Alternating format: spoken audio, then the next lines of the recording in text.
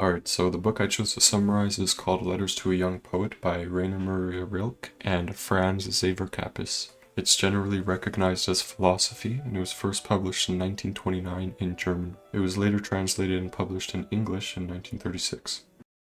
So it's a collection of letters. The context behind them is that Kappus was seen by one of his professors reading poems by Rilke, and was told that he taught Rilke about 10 years ago, the professor. Kappus was encouraged by this personal connection, so he wrote to the poet, Rilke.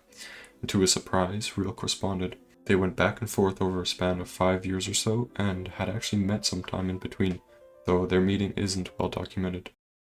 The letters touched on themes of solitude, creativity, and love, and Rilke truly lived his advice to Kappus, as he was an avid nomad, even to the extent of abandoning his infant daughter and wife. His personal life was very scandalous. So they never intended for the letters to be published, and Kappus only published Rilke's 10 letters to him 3 years after he passed away in 1926, in commemoration and respect to Rilke. Rilke actually touched on publicity in one letter after Kappus asked for his validation of his poetry, saying, "You are looking outward, and that, more than anything, is what you should not be doing."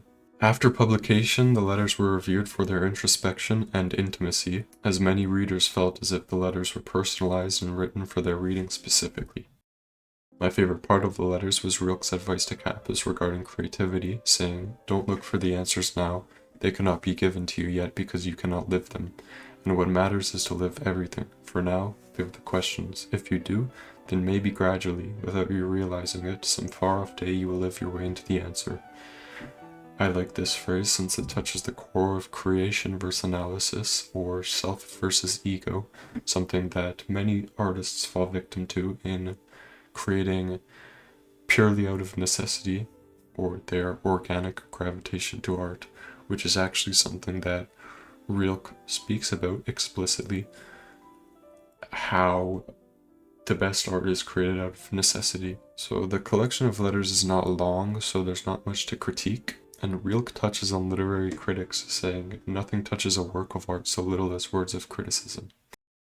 In summary, I'd recommend this to anyone who is troubled in guiding themselves in careers or other such decisions, but it's also just a good read if you would like philosophy and literature and poetry.